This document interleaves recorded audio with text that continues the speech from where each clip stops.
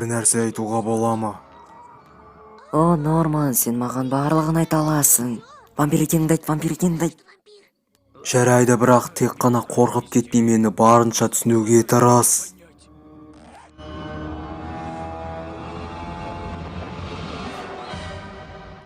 Сонымен қатты қорқынышты емес пе? Мүмкін отырарсың.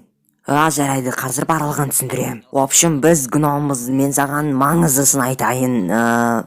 Мен Джеффпін, және менімен Карсон, Стив және Джейсон. Кешір, атыңды ұмытып қалдым. Шмейбелок. Шмейбелок. Маңызды емес. Біз гномдармыз және өзімізге ханшайымыз деп жүрміз, дұрыс па жігіттер? Ханшайым.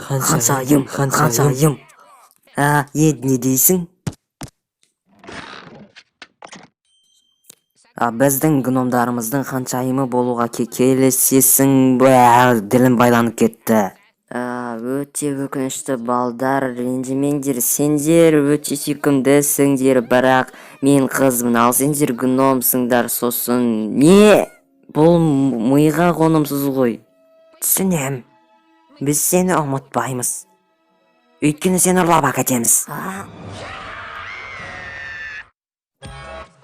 Қорықпа, Мейбл, мен келе жатырмын. Сені ол құбыжықтан құтқарамын. Сабыр сақта. Сен қаншалықты қарсыласқан сайын бұл барлығымызға қиын бола береді. Жай ғана қолыңды тарт. Қане, жіберіңдер мені. Иә.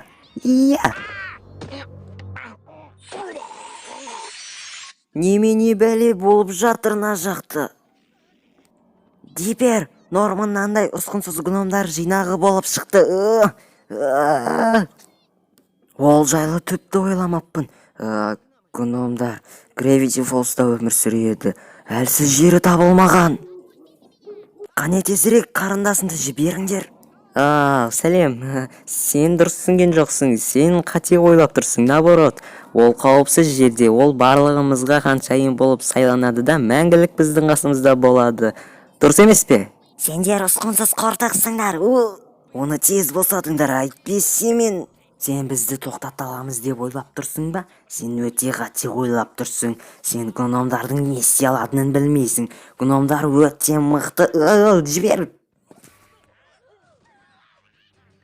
Ол біздің ханшайымымыз ұрлап қашты. Тоқта. Абайла.